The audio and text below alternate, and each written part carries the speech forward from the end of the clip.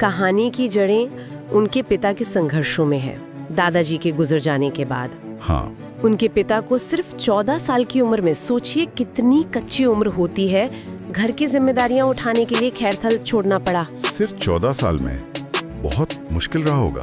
हाँ, और काम की तलाश में उन्हें अहमदाबाद जाना पड़ा। उस मुश्किल घड़ी में सुना है उनकी कमला बुआ ने बहुत बड़ा सहारा दिया। हाँ बिल्कुल, न सिर्फ रहने की जगह दी बल्कि काम दिलाने में भी मदद की। वो एक तरह से उनके लिए एक अभिभावक जैसी ही साबित हुई। ये बहुत बड़ी बात है, सहारा मिलना उस वक्त। पिता ने भी फिर जैसा आपने कहा जी तोड़ मेहनत की, कारखानों में काम किया, परिवार पाला। और ये भी सुनने में आया है कि उन्होंने अपनी बीमार माँ की भी बहुत सेवा की थी।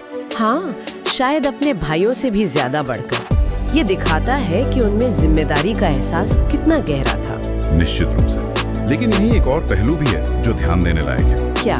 वो ये कि शिक्षा की कमी और जीवन की जो शुरुआती कठिनाइयां थी, उन्होंने उनके पिता की सोच को कह सकते हैं दायरे में बांध दिया था। अच्छा। उन्होंने जिंदगी की कठोर सच्चाई को बहुत करीब से जिया था। रोज की रोटी कमाना ही सबसे बड़ी जंग थी उनके लिए। तो इस वजह से करियर या भविष्य को लेकर उनकी महत्वाकांक्षाएं वो शायद बहुत बड़ी नहीं बन पाई। मतलब उनका ये मानना था कि बस जिंदगी यूं ही चलती है मेहनत मजदूरी करके। कुछ ऐसा ही समझ लीजिए। उनका सोचना स्वाभाविक था कि जैसे उन्होंने संघर्ष किया, उनके बच्चे भी शायद वैसा ही कुछ करेंगे। हाँ, ये आम सोच होती है कई बार। तो इसलिए जब बाद में मनीष ने कुछ अलग या कुछ बड़ा करने की सोची, तो पिता की तरफ से शायद वो खुला समर्थन या वो प्रोत्साहन नहीं मिला जिसकी उम्मीद की जा सकती है। ऐसा नहीं कि वो चाहते नहीं होंगे, पर शायद वो उस संभावना की कल्पना ही नहीं कर पा रहे थे। वो दायरा था एक, और शायद कोई रोल मॉडल भी नहीं था आसपास। बिल्कुल सही कहा। ना कोई पुश्तैनी जमीन जायदाद थी, ना परिवार में कोई ऐसा व्यक्ति जिसने पढ़ाई लिखाई में या किसी बड़े पद पर पहुंचकर एक मिसाल कायम की हो। अक्सर हम देखते हैं ना, डॉक्टर का बेटा डॉक्टर या इंजीनियर का बेटा इंजीनियर बनने की सोचता है, क्योंकि एक रास्ता देखता है, एक माहौल मिलता है। सही है। यहाँ वैसा कोई मार्गदर्शन या प्रेरणा का स्रोत वो नहीं था। और ये समझना जरूरी है कि ये शुरुआती माहौल और प्रेरणा की कमी किसी व्यक्ति के सपनों और फैसलों पर कितना गहरा असर डाल सकती है। बिल्कुल सही बात है। तो ऐसे ही पृष्ठभूमि के बीच साल 2000 में मनीष ने ग्रेजुएशन पूरी की। जी। अब सवाल था आगे क्या करना है, और फैसला भी जल्दी लेना था। तो उनके सामने दो मुख्य रास्ते थे। एक तो चार्टर्ड अकाउंटेंसी यानी सीए, और दूसरा था institute of cost and works accountants of India, ICWA, जिसे आजकल CMA कहते हैं। Cost and management accountant. हाँ, दोनों ही प्रोफेशनल कोर्स। हाँ, लेकिन दोनों के रास्ते थोड़े अलग थे। कैसे? देखिए, CA में एक बड़ी जरूरत थी 3 साल की आर्टिकलशिप की, मतलब किसी प्रैक्टिसिंग CA के साथ रहकर काम सीखना। प्रैक्टिकल अनुभव। हाँ, अच्छी बात तो थी कि प्रैक्टिकल अनुभव मिलता, लेकिन मुश्किल ये थी कि इस दौरान स्टाइपेंड बहुत कम था, सिर्फ 600 से 800 रुपए महीना। बस इतने में 3 साल? हाँ, अब इतने कम पैसे में 3 साल तक गुजारा करना, खासकर जब घर की आर्थिक स्थिति बहुत मजबूत ना हो, ये व्यावहारिक नहीं लग रहा था उनको। ये बहुत ही प्रैक्टिकल सोच थी, मतलब भावनाओं से ज्यादा हकीकत को देखना पड़ा। बिल्कुल। दूसरी तरफ था ICWA यानी CMA। इसमें इस तरह की लंबी कम पैसे वाली आर्टिकलशिप की बाध्यता नहीं थी। अच्छा। आप पढ़ाई करें, परीक्षा पास करें, और सबसे बड़ा फायदा ये था कि आप कोर्स के दौरान भी नौकरी कर सकते थे। ये महत्वपूर्ण था। इंटर पास करने के बाद आप कहीं काम पकड़ सकते थे और साथ साथ फाइनल की तैयारी कर सकते थे। तो ये रास्ता मनीष को ज्यादा संभव लगा, ज्यादा समझदारी भरा लगा। इससे दोहरा लाभ था। हाँ। एक तो अनुभव मिल जाता कोर्स पूरा होने तक। हाँ। और दूसरा, बाद में नौकरी मिलने में भी आसानी होती, सिर्फ फ्रेशर नहीं माने जाते। बिल्कुल। तो योजना बन गई, पहले ICWA में दाखिला लेना है, इंटर पास करना है, फिर नौकरी ढूंढनी है और साथ साथ फाइनल पूरा करना है। ठीक है। लेकिन पहली सीढ़ी थी एडमिशन फीस, 2400 रुपए। उस समय ये रकम जुटाना भी एक काम था। उस वक्त के हिसाब से ये भी बड़ी रकम रही होगी। और यही उनकी वो क्या कहते हैं, डिब्रूयादीस। हाँ, संसाधनशीलता। बिल्कुल, मतलब मुश्किल हालात में रास्ता निकालने की काबिलियत सामने आती है। उन्होंने हार नहीं मानी, समाधान ढूंढा। हाँ, उन्होंने सोचा कि क्यों ना कोई छोटी मोटी नौकरी करके फीस का इंतजाम किया जाए। और इसी कोशिश में एक दोस्त ने उन्हें मेडिकल ट्रांसक्रिप्शन के बारे में बताया। ये उस समय एक नया फील्ड था, उभर रहा था। लेकिन इसमें घुसना आसान नहीं था, सुना है। खासकर भाषा को लेकर? बिल्कुल। नौकरी पाने के लिए अंग्रेजी के 2 मुश्किल टेस्ट पास करने पड़ते थे। अच्छा। कहते हैं कि वो टेस्ट इतने कठिन थे कि अच्छे अंग्रेजी मीडियम स्कूलों से पढ़े लोग भी कई बार रह जाते थे। और मनीष की पढ़ाई तो हिंदी मीडियम से थी। हाँ, पूरी स्कूली और कॉलेज की पढ़ाई हिंदी मीडियम से। ये तो बड़ी चुनौती थी उनके लिए। फिर क्या हुआ, पास कर पाए? यही तो दिलचस्प बात है। उन्होंने हिम्मत नहीं हारी, टेस्ट दिया और पास भी कर लिया। अरे वाह, ये तो कमाल है। ये उनकी लगन दिखाता है। बिल्कुल, लगन और क्षमता दोनों का प्रमाण था। तो नौकरी मिल गई। अब काम भी बड़ा अनोखा था। कैसा काम? 2 महीने की ट्रेनिंग हुई। उसमें मेडिकल के भारी भरकम शब्द सीखने पड़े, जैसे ऑटोरिनोलैरिंगोलॉजी, स्क्लेरा, कोरोइड, ऐसे शब्द। बाप रे। और साथ ही अमेरिकन इंग्लिश का लहजा सीखना पड़ा। अच्छा, पर काम क्या करना था? काम ये था कि अमेरिका में डॉक्टर अपने मरीजों के इलाज या ऑपरेशन का जो विवरण होता है ना, उसे ऑडियो में रिकॉर्ड करके भेजते थे। अमेरिका में कानूनी तौर पर हर मरीज का डिटेल रिकॉर्ड रखना जरूरी है, लेकिन डॉक्टर व्यस्त होते हैं तो खुद लिखने का समय नहीं होता उनके पास। समझ गया। तो वो बोलकर रिकॉर्ड कर देते थे। ये ऑडियो फाइल्स भारत भेजी जाती थी और यहाँ मनीष जैसे ट्रांसक्रिप्शनिस्ट उन्हें सुनकर टाइप करके टेक्स्ट रिपोर्ट बनाते थे। अच्छा, तो एक तरह से मेडिकल जानकारी से वास्ता पड़ रहा था। हाँ, जानकारी तो मिल रही थी, पर उसका कोई सीधा पेशेवर उपयोग नहीं था डिग्री के बिना। सही है। और लक्ष्य तो साफ था, सिर्फ ICWA की एडमिशन फीस, यानी 2400 रुपए जुटाना। हाँ, वो प्राथमिक लक्ष्य था। और जैसे ही ये पैसे जमा हुए, सिर्फ 2 महीने काम करने के बाद उन्होंने वो नौकरी छोड़ दी। ये बात बहुत महत्वपूर्ण है। देखिए, उन्होंने उस काम को सिर्फ एक साधन समझा, मंजिल नहीं। बिल्कुल। लक्ष्य एकदम स्पष्ट था, ICWA बनना है।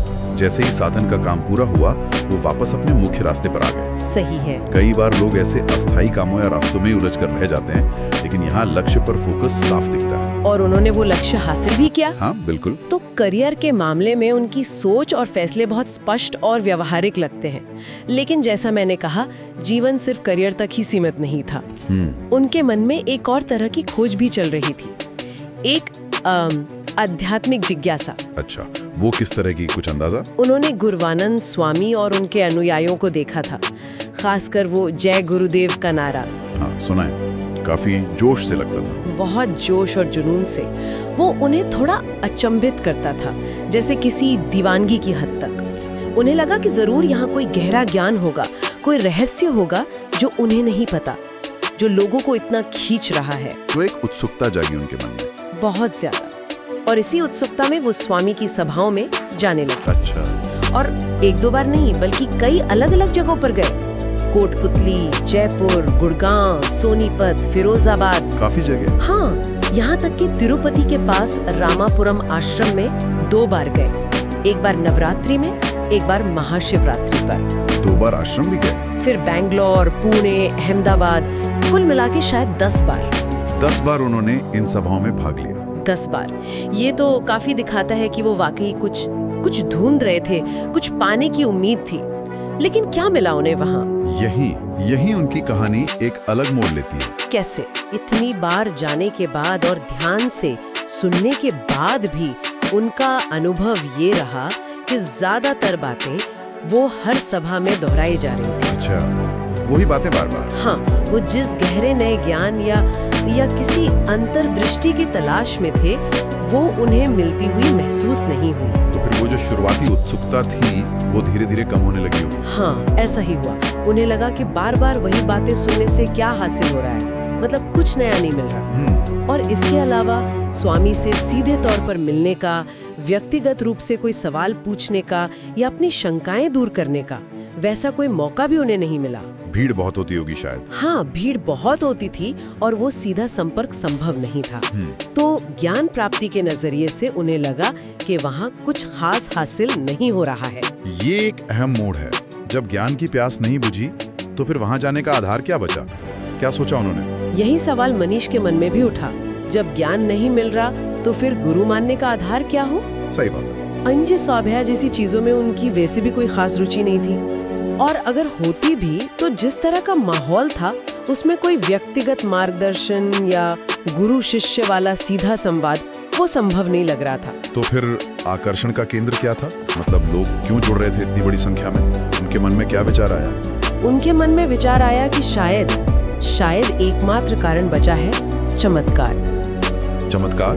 अच्छा, हो सकता है कि स्वामी ने अपनी साधना से कुछ सिद्धियां प्राप्त की हों या कुछ मायावी शक्तियां हों जिनसे लोग प्रभावित होते हैं, खिंचे चले आते हैं। ये एक संभावना है। लेकिन फिर उनके मन में एक और गहरा सवाल उठा। क्या सवाल? सवाल ये कि क्या सिर्फ चमत्कार दिखाने की क्षमता या उनसे लाभ पाने की इच्छा, इस वजह से किसी इंसान को ईश्वर जैसा दर्जा दे देना सही है? ये तो बहुत ही मौलिक सवाल है।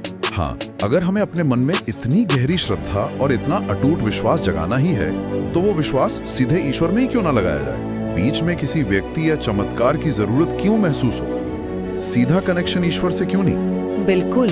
ये बहुत महत्वपूर्ण चिंतन है। ये उस आम प्रवृत्ति पर सवाल उठाता है जो हम अक्सर देखते हैं।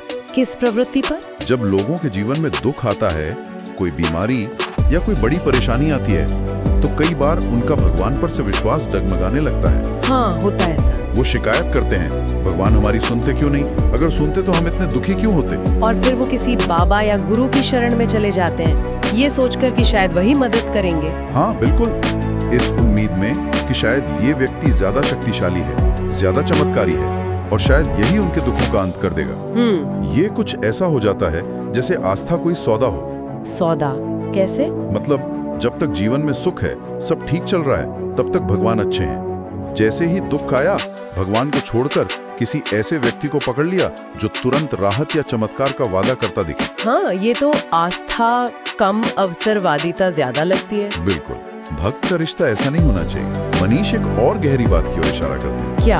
वो कहते हैं कि हम सब वही आत्माएं हैं जो कभी परमात्मा के पास थीं और मनुष्य जन्म पाने के लिए बहुत उत्सुक थी। अच्छा। तब परमात्मा ने एक शर्त रखी थी कि इस जीवन में सुख और दुख दोनों मिलेंगे। इसकी कोई गारंटी नहीं है कि सिर्फ सुख ही मिलेगा। हाँ। और हमने यानी आत्मा ने वो शर्त खुशी खुशी मानी थी। कहा था कोई बात नहीं, दुख भी सह लेंगे, बस मनुष्य जन्म दे दीजिए। ये एक बहुत अलग नजरिया है। बिल्कुल। हाँ। तो अब जब जीवन में वो दुख आ रहे हैं जिनका वादा तो पहले ही किया गया था और जिसे हमने स्वीकार भी किया था, हाँ। तो अब उसी ईश्वर को दोषी ठहराना, उनसे शिकायत करना या उन्हें एक तरह से ब्लैकमेल करना कि अगर आप हमारा दुख दूर नहीं करेंगे तो हम आपको मानना छोड़ देंगे, ये कहां तक जायज है? ये सोचने वाली बात है। तो उनका निष्कर्ष क्या है सच्ची आस्था को लेकर? उनका निष्कर्ष ये है कि सच्ची आस्था वो है जो शर्तों पर आधारित ना हो। बिना शर्त की आस्था। हाँ, वो सुख और दुख दोनों में समान रूप से बनी रहे। ईश्वर पर विश्वास इसलिए नहीं होना चाहिए कि वो हमें सिर्फ सुख देंगे या हमारे सारे दुख हर लेंगे, बल्कि इसलिए होना चाहिए क्योंकि वो ईश्वर हैं। विश्वास बाहरी नतीजों या परिस्थितियों से प्रभावित नहीं होना चाहिए। वो एक आंतरिक दृढ़ता है, एक समर्पण का भाव है जो हर हाल में कायम रहे। तो मनीष आचार्य की ये कहानी, ये हमें कई पड़ावों से लेकर गुजरती है। जी। हमने देखा कि कैसे पारिवारिक संघर्ष और सीमित साधन थे, लेकिन उसके बावजूद उन्होंने हिम्मत नहीं हारी। बिल्कुल। कैसे व्यावहारिकता और दूरदर्शिता से अपने करियर का रास्ता चुना, कैसे ज्ञान की एक सच्ची प्यास उन्हें आध्यात्मिक दरवाजों तक ले गई, और कैसे वहाँ के जो अनुभव थे उन्हें आस्था पर, चमत्कार पर और ईश्वर के साथ अपने रिश्ते पर गहराई से सोचने पर मजबूर किया। सही कहा। ये एक व्यक्ति की यात्रा है जो बाहरी दुनिया की चुनौतियों और अपने अंदर की आवाज के बीच एक संतुलन बनाते हुए अपना सच ढूंढता है। बिल्कुल। और ये कहानी सिर्फ मनीष की नहीं, मुझे लगता है कहीं ना कहीं हम सबकी है। हाँ, ये सोचने पर मजबूर करती है। हम अपने जीवन के फैसलों में बाहरी प्रभावों और अपनी अंतरात्मा की आवाज के बीच कैसे तालमेल बिठाते हैं। हाँ, क्या हमारी आस्था परिस्थितियों के साथ बदलती रहती है या वो किसी गहरी नींव पर टिकी है? और शायद सबसे महत्वपूर्ण सवाल जो मनीष की कहानी हमारे लिए छोड़ जाती है, क्या सच्ची आस्था का मतलब मुश्किलों में भी उस मूल वादे पर टिके रहना है जो शायद हमने जन्म लेने से पहले किया था, बजाय इसके कि हम बाहरी चमत्कारों या गुरुओं में तुरंत कोई समाधान खोजें। बिल्कुल।